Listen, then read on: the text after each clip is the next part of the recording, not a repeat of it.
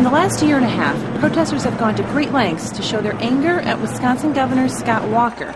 They've gathered in the thousands at the Capitol. They've rallied in front of his house near Milwaukee, and one protester even targeted his son on Facebook.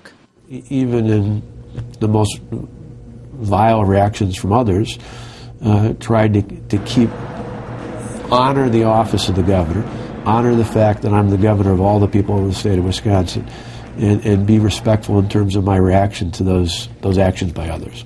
In the face of a recall election Tuesday, Walker says he turns to friends, exercise, and prayer to help him deal with the pressure. But I believe that if I stay focused on, hey, God, what are you calling me to do? It reminds me to be respectful. It reminds me to be decent to people.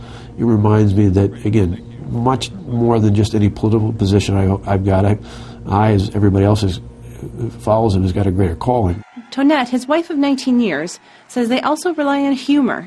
Scott is very funny. I know that it probably doesn't seem that way from the ads that are out there or when he's on Target or Message and he's talking about the state's business, but he's very funny. Our children are funny. Scott's father and mother live with us, so we have this dynamic of these 70-year-old people who live with us. Before the recall, their two teenage sons had no interest in politics, but that has changed. And so we do have one now who is asking a lot of questions, wants to know why things are going on, reads the paper, gets online, looks at things. But this is all new for us this past year. Both say it's hard not to be bothered by the recall signs.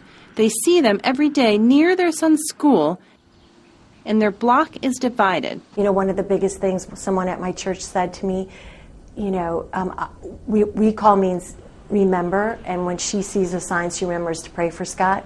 And so every time I see a sign, I remember to pray for Scott and the state of Wisconsin, and that all goes well for our family. Walker says it helps to hear from supporters. And sometimes it's some big, tall, burly guy with grease on his shirt who says, Governor, my family pray for you. You hang in there.